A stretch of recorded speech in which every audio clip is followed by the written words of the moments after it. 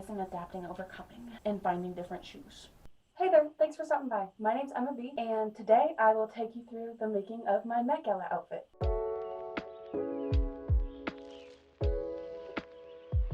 So this is going to be my last school-related video of the year. Hopefully my dorm tour has already come out. If you haven't seen it yet, you should go watch it. If I'm doing it right, it should be this week. That little button right there. Every year, the Fashion Society at Lindenwood puts on a Met Gala for all the students. It gives fashion students an opportunity to try and make something new out of the box, not for class. And it also is open to any students. So a lot of my friends who aren't majors and aren't involved in like the fashion or arts or anything, I've got some STEM friends coming as well. I did a video of my outfit last year. I ended up doing it in the last couple days before the event. So it was a whole crazy mess. Ended up super last minute. There were safety pins in my outfit when I was at the event. And this year I'd like to avoid that. So I've done a little bit more planning. Last year the theme was monochrome masquerade. This year the theme is secret garden. I'm so excited about it. I think it's just going to be so fun to see the different directions everybody takes it in. Especially some of my friends who have like talked through their concepts with them or helped alter some of their clothes. I get to see the final look next week. My concept, I'm going to show a little sketch right here. My concept was originally inspired by Fawn from Pixie Hollow. So one of the Tinkerbell fairies, she's the animal fairy. And she was my favorite as a kid. You can still see a little bit of that inspiration in my final look. I ended up moving a little bit more towards like a 50s, 60s garden party aesthetic, but like high class tea party on the patio of like fancy ladies, which I may not be, but I think it'll be fun to wear. I have all the pieces and I've slowly been pulling it together, and I cannot wait for y'all to come along with me making it.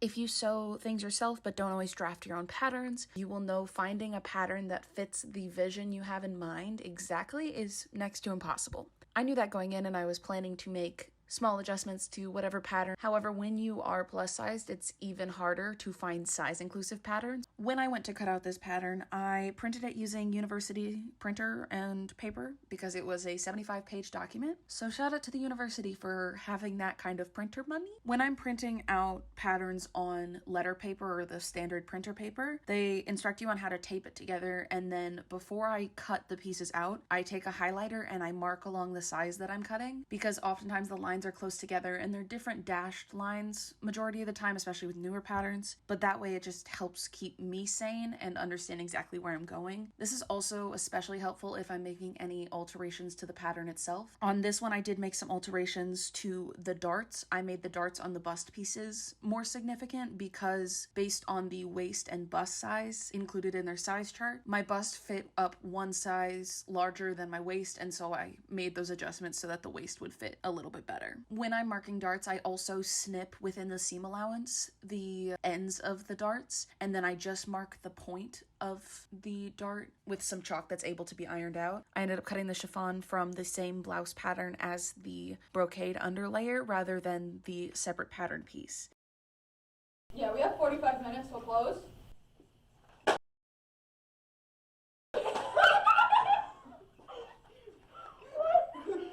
Okay, after yagaing my headphones, I finished the bottom layer of the tulle petticoat, and then I also started adding it's about a 6-inch strip to the bottom just to give it that extra little pop out, which doesn't look like all that much here, but then you look at this, that's the waistband, that's the bottom, that makes a lot more sense. But the building's about to close, because they close early on the weekend. I only sewed about a third of the way around. I still have the top layer of the petticoat, which has one more section than the bottom layer, and the waistband. So hopefully I'll be able to take care of that in like an hour-ish, probably closer to 2 hours tomorrow.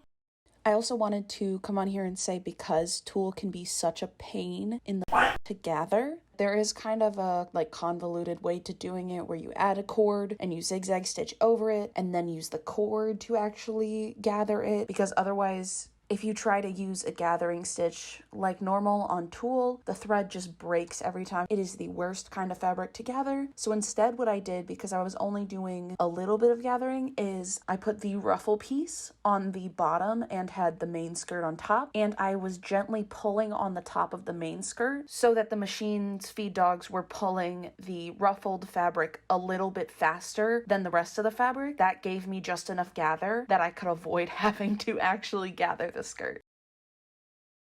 Here are our plus size dress form. As you can see, it fits so super well, but it's the biggest dress form we have because we're inclusive.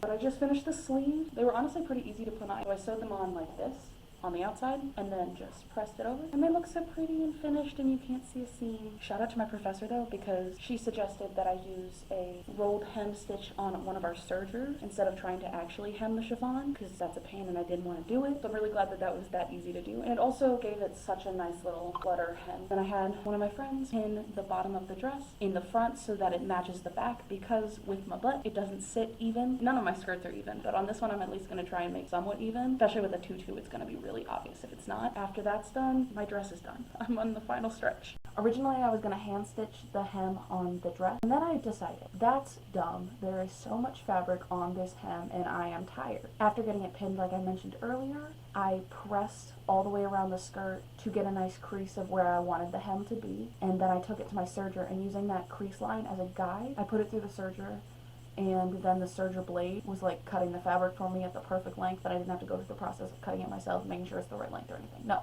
serger did that for me. My system for hemming the skirt, and then just my D&D show in the background. It is 11:40 on the dot, and my Met Gala dress is done. Fully done. 2 days before the event. That sounds like a close call, but if any of you were here last year for my Met Gala of outfit making, at this point I didn't have pants, the bodysuit I made did not have a crop, and I don't think it stayed up on its own either. But this dress is fully finished. All of the finishings, there's even a hook and eye at the top of the zipper, and everything is serged that needs to be serged, everything's hemmed, it's done. Hey, intro Emma again. So for shoes, my initial plan was to go with the platform boots that I mentioned in my Kansas City Fashion Week video, because after that happened, I then took E6000 glue and I used that on the bottom of the shoe to try and get it to stick. I cured it for like 4 days with weights on it. I just went to a disco themed bingo fundraiser night, and I can hear the glue like stretching in the shoe when I was walking back to my dorm just now. The arms of the angel. I can't afford to pay for copyright music, and I don't want to get sued. So I'm going to be pivoting away from that, I think. I don't own a regular pair of heels. What my plan is going to be is to go to DSW this weekend, and I'm going to go and try and find a pair that's budget friendly, but still one that like hopefully will be a staple in my closet, especially for formal events. I was already planning to put some vines over the shoes anyway, so it doesn't really change that plan very much. I'm improvising, adapting, overcoming, and finding different shoes. Y'all are currently balanced on a seam ripper that I didn't know I had in my car. Wow, that's such a fashion major statement. Anyway, I got shoes. So I just finished at DSW and I got these heels. I think they're about a 4-inch heel, but they have an inch platform in the front. So it's really only a 3-inch heel to my feet. I realized in the store, this is the first time I'm buying like adult heels. I've only ever had like kitten heels when I wore like strappy heels to church when I was younger. And I didn't have a desire to wear taller heels then. I also am very clumsy, and so like should not have been trusted with tall heels anyway. Eventually I would like to get some like black stilettos, but they didn't have any in store. Well, there was one pair I tried on, but it was a 4.5 or 5-inch heel, and I could wear them, but I knew I was gonna have a rough time wearing them for the full event. I'm probably gonna end up taking these off anyway and just dancing in my feet, which you do anyway, but just bare feet without shoes, duh. I think what I'm gonna end up doing is I bought some fake burgundy flowers at Joann's with my friends yesterday. Just gonna attach them in a way that I can take them off afterwards, and so I can keep wearing them as just like a basic staple nude heel, which I feel like is an important purchase for anyone who presents more feminine to have in their more like formal wear attire. Maybe in the future I can get some more like fun heels, but for this outfit I don't think I need them. So I am going to start working on my hair stuff. It's a week before the event. I bought some root touch-up spray. So I plan to do a high ponytail. And once my hair is in that high ponytail, I'm just going to use the brown root touch-up to cover anything that's not brown. So namely the purple. I haven't had this since early high school, where you have like the ponytail and you can like, instead of having to wait that long, because we'd be waiting a while, I bought extensions. So I'm going to make myself a ponytail extension. Originally I was looking online and I saw some that were a much better color match, but I don't want to pay like $50 for it when I could do it myself, and then I get to have a little more fun with customizing it. I went to a local wig store that the costume design professor recommended, because she's gone there to buy hair wefts and wigs that I have been styled for shows on campus, and it was super fun. I bought 18-inch in the color, 30, which is a copper color, which very clearly is not my hair color. I'm gonna dye about the top half brown. I had my friends help me color match my hair the other night, and I just bought the like Nutri's darkest brown. I also have because I'm a professional. My friend let me borrow their hair dye bowl and brush because I left mine at home because I was like, oh my god, I haven't dyed my hair in my dorm this year. I feel like I can't go a whole school year without dyeing a towel with hair dye. So maybe the last month of school, but I'm keeping the streak up. Along with the hair dye and the hair, I also have a garbage bag that I cut the bottom off of, and I spread the hair out a little bit better when I'm gonna paint on the hair dye. I plan to lay it all out, paint one side of the hair weft, and then flip it over and paint the other side to make sure that I thoroughly saturate it. Okay, the hair's been cooking. My hands are thoroughly stained. I did put on gloves, but I didn't start with gloves, so that was my mistake. So now I'm going to walk this trash bag covered in dyed hair to the communal bathrooms and wash it in the sink. I'm allowed to do this, it just feels so wrong. So apologies to the other residents of my floor, I guess, in case they walk in, because there's no, like, good way to explain this. Ha ha ha. Okay, so update. I just washed the hair dye out, and if you look, it's the same color. It dyed the weft, but not the hair, because it is human hair. I checked the packaging. Did some reading online. You have to wash it first, because they often put a silky coating on extensions, and then the hair dye will stick. And I'm going to pick up more brown hair dye, so hopefully that means I can fix it tomorrow night. I decided to try the root touch-up I got in, like, the medium brown that I'm going to spray on my head on here just to see if it would, like, work. You can see exactly where I sprayed it. I did put a towel behind it because I want my deposit back, so I don't want to mess up the blinds. So, like, worst comes to worst, if I can't get this hair to pick up the color, I will just end up, like, spraying the whole braid, which hopefully I won't have to do. I have a hunch it's going to pick up a lot better tomorrow.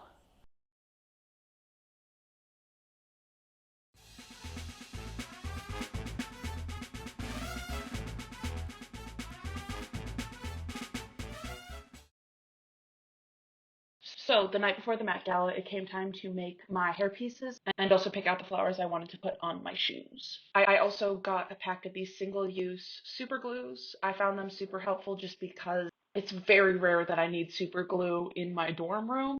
And the flowers that I did use for my hair, I sewed chain stitch loops on the back of them to go on the straps of my heels. I am the height of fashion. We're getting ready. Don't we look like a swamp monster? Like Alfalfa's worst nightmare? Maybe a little bit. So, aren't you so aesthetic like me? Gorgeous. Ooh. Am I in frame? I can't see. Yeah, you're in frame. Okay, cool. So aesthetic. This is Peak. high class. It's giving, I don't know what it's giving, but it's not giving. We spray dyed the purple, at least muted now, so you can't really see it as much. And I did my eyeshadow. I'm now gonna attempt these giant lashes. I haven't done lashes in like 6 months plus, so we're gonna see how well this goes. I like this eyeshadow, so hopefully I don't fuck up. Okay. It's giving Ariana Grande. Before she was a homewrecker.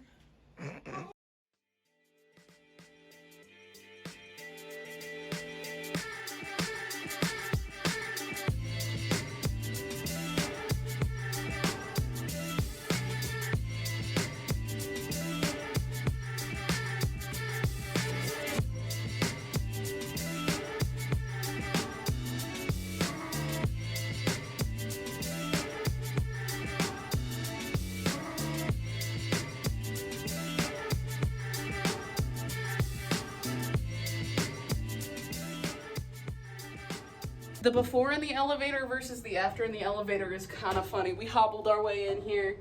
My feet hurt. The flowers are no longer on the shoes because they fell off when I took my shoes off to dance. We're tired. I want a snack. Ooh, it's late. But I still look cute. The lipstick is crusty.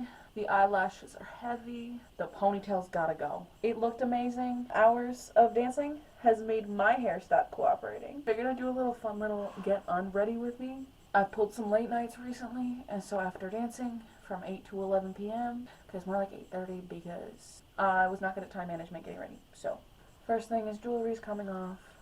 There we go. I will say the hair pieces, some of them didn't hold up, so they're literally attached to my bobby pins with Scotch tape. Honestly, I think hot glue would have worked better, but I only had super glue in my dorm. This one came undone, so then I used Scotch tape to tape the bottom of the safety pin. Hold on, let's see if we can beauty guru this. Not really, kinda. There it is. Scotch taped the bottom of the bobby pin to the leaf. That's all of them, which means I can start taking the extension out. Stuff that I'm taking off, I am just dumping on my desk, which is right below the shelf. and I'll deal with it tomorrow. So, there we go. I'm free. The spray hair dye transfers really easily, as evidenced by the fact that my hands are already getting stained by it. I didn't really feel like trying to like put gel or anything on it, which is part of why my hair didn't stay super well in it, but it lasted through photos, which is like the important part for me. After that, I was having too much fun dancing to really care. My ponytail looks so small now. I put so many ponytail holders in this. Fortunately, these ponytail holders kind of suck. Part of the reason that my hair didn't stay in the extensions is because I was literally whipping my ponytail around. I haven't had hair that long in 6 years. I was 15. So part of the way that, dang, my hair is crusty. See, this is why I'm showering tonight.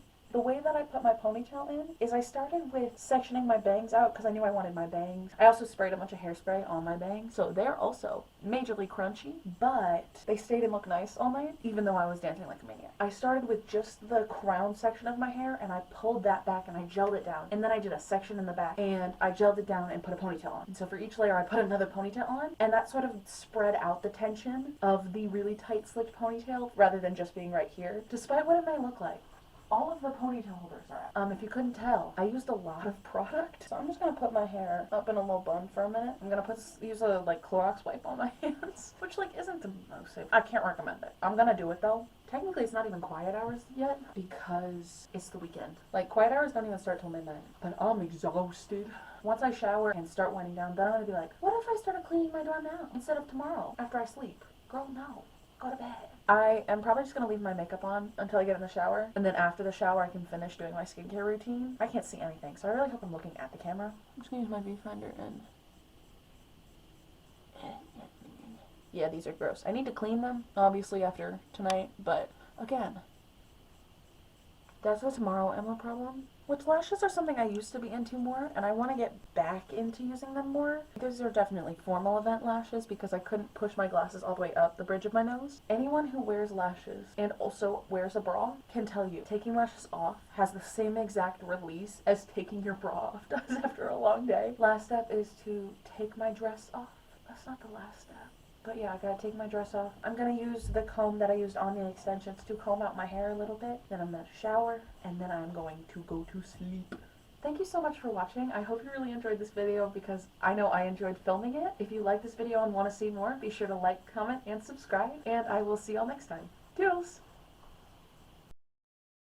Because they're not supposed to do that. Everyone thinks you're so cool because you represent on the college campus. Everyone thinks you're so cool, I promise. Don't you want a high five? This feels glorious. It's not a phase, Mom. It's who I am. I need to go to bed. I need to go to bed.